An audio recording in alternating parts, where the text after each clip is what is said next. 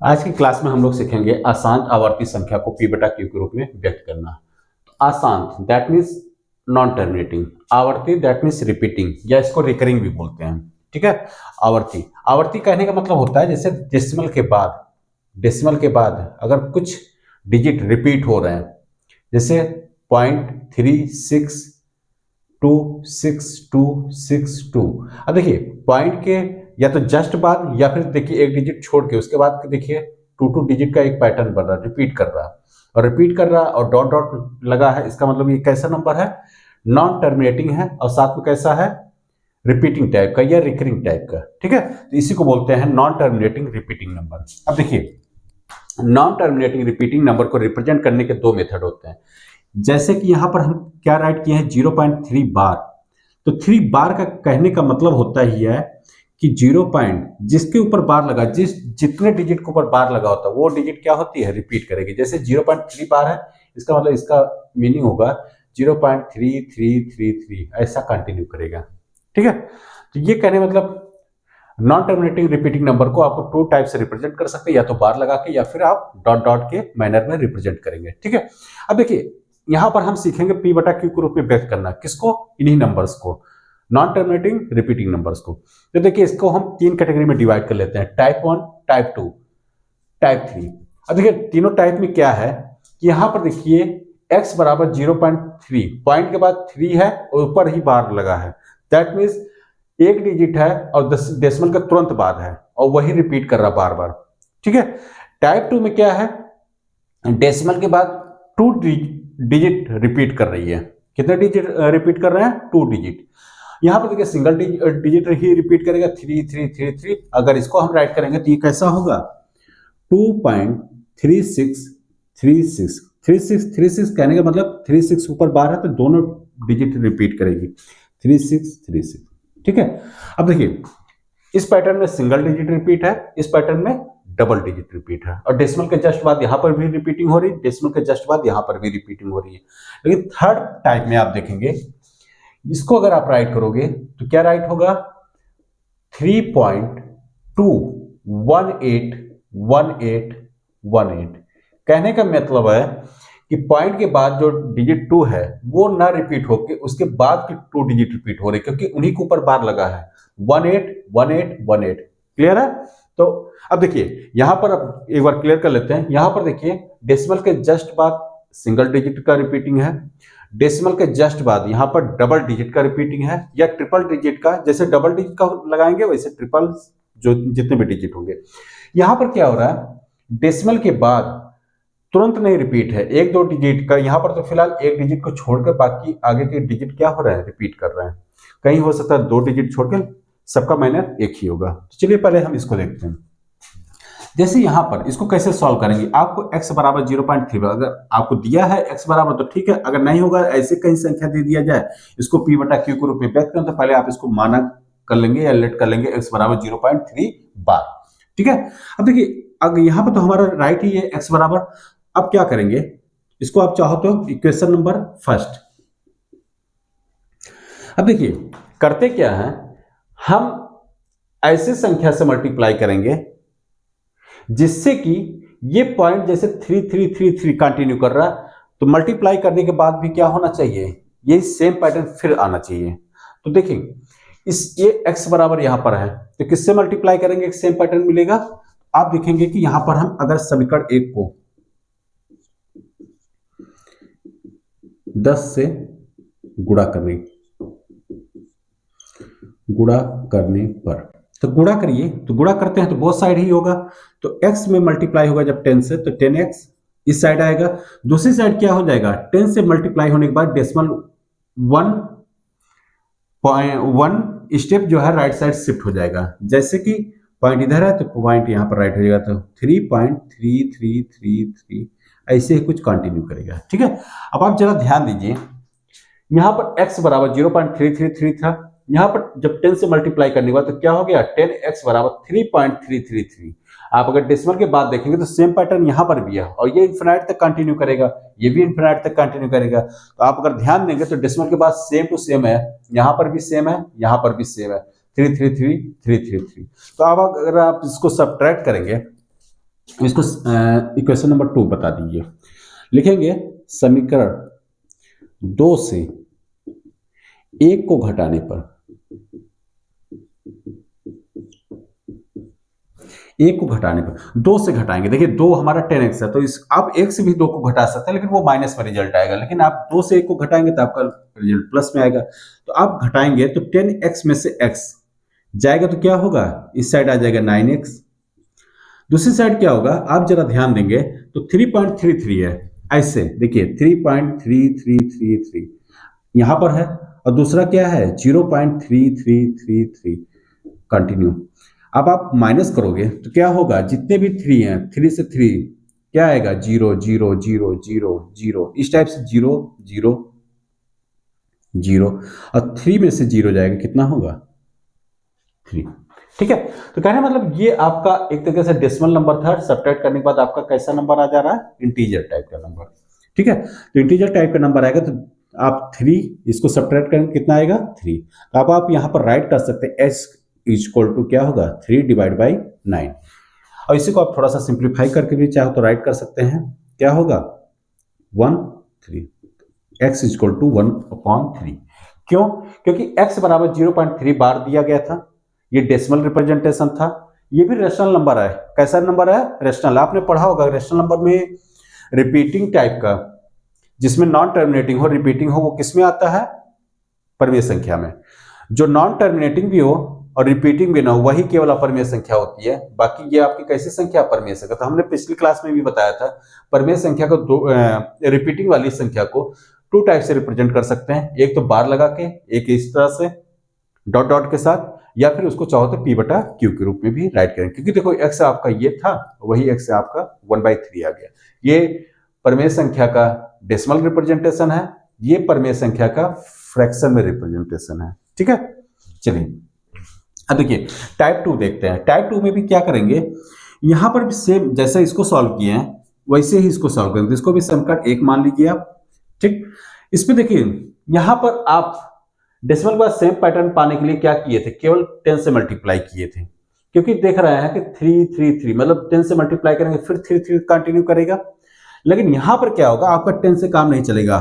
क्यों नहीं चलेगा, क्योंकि यहां पर 2 डिजिट का पैटर्न है। तो आप किससे मल्टीप्लाई करोगे कि यही डेसिमल के बाद 36 आएगा। तो आप देखेंगे कि डेसिमल के बाद अगर हम 100 से मल्टीप्लाई करें तो ये डेसिमल यहां पर शिफ्ट हो जाएगी। ठीक है, उसके बाद फिर 36 का ही सेम टू सेम पैटर्न आएगा। तो आप यहां पर लिखोगे समीकरण 1 में 10 से ना गुणा करके किससे गुणा करेंगे 100 से। समीकरण 1 में ऐसे अगर 3 डिजिट का पैटर्न होता 369 या कुछ ऐसे 365 होता 365 होता, तो हम कितने से मल्टीप्लाई करते 1000 से। क्यों, क्योंकि 1000 से मल्टीप्लाई करने के बाद 365 आगे आ जाता, उसके बाद डेसिमल 365 के बाद चली जाती और फिर सेम पैटर्न कंटिन्यू करता। ठीक है, तो समीकरण 1 में आप यहां पर किससे गुणा करेंगे 100 से। गुणा करने पर अब देखिए 100 से गुणा करेंगे तो जैसे यहां पर x 10 से मल्टीप्लाई करके 10x हो गया था, तो यहां पर क्या होगा 100x। 100x इक्वल टू 2.36 है, तो आप 100 से मल्टीप्लाई करेंगे तो ये पॉइंट इधर चला जाएगा, तो हो जाएगा 236.363636 डॉट डॉट डॉट। ठीक है, इसको आप समीकरण 2 लेट करेंगे। सेम यही यहां पर भी प्रोसीड होगा जैसे आपने फर्स्ट टाइप में किया था। समीकरण 2 से 1 को घटाने पर, समीकरण 2 से 1 को घटाने पर, अब देखिए समीकरण 2 से 1 को घटाएंगे तो 2 आपका 100x है, इधर आपका लेफ्ट हैंड साइड में x है, तो 100x में से x सब्ट्रैक्ट होकर कितना आ जाएगा 99x इज इक्वल टू। देखिए जैसे यहां पर डेसिमल के बाद सब सारा सेम पैटर्न था दोनों में, ऊपर वाले नंबर जिससे आप सब्ट्रैक्ट कर रहे हैं और नीचे जो सब्ट्रैक्ट हो रहा है, तो दोनों में आप सेम पैटर्न था। यहां पर भी वही सेम पैटर्न ऐसे ही यहां पर भी मिलेगा 0.363636.363636। कहने मतलब इस नंबर से ये नंबर जब सब्ट्रैक्ट होगा तो पॉइंट के बाद सारा 0 0 हो जाएगा, और 236 में से 2 सब्ट्रैक्ट होकर कितना आ जाएगा 234। पॉइंट चाहो तो 0 0 आप लिख सकते हो। अब देखिए अब यहां पर भी ऐसे ही आ जाएगा, x बराबर क्या होगा 234 डिवाइड बाई 99। देखिए शायद ये नंबर कटेगा तो कट जाएगा, तो आप इसको कैंसिल करके भी राइट कर सकते हैं। 9 से में भी कटेगा, 9 11 9 26। तो आप इस नंबर को चाहो तो 26/11 राइट कर। देखिए x की वैल्यू आ गई क्योंकि x यहाँ पर इतने के इक्वल था।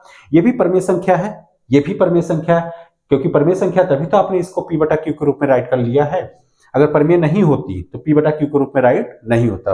अब आपको पता ही होगा p और q कैसे हैं, पूर्णांक है, पूर्णांक है भी यहाँ पर 26 और 11 कैसे हैं, पूर्णांक है। अब q नॉट इक्वल टू 0 भी है, ठीक है।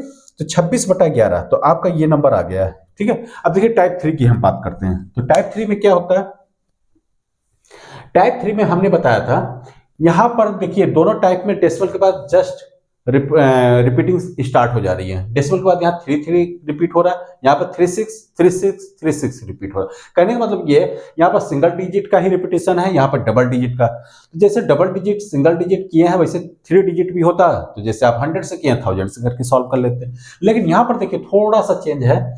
कैसा हो रहा है, यहाँ पर इसमें क्या हो रहा है, डेसिमल की जस्ट बाद रिप्रेजेंटेशन नहीं, मतलब रिपीटिंग नहीं स्टार्ट हो रही। यहां पर दोनों में डेसिमल के तुरंत बाद रिपीटिंग स्टार्ट हुआ है, इसमें नहीं हो रहा है। तो इसको पहले ऐसी संख्या से मल्टीप्लाई करेंगे कि हमको सेम ये पैटर्न मिल जाए। जैसे इसमें क्या था, डेसिमल के तुरंत बाद रिपीटिंग स्टार्ट हुआ था, यहां पर भी ऐसा बनाएंगे।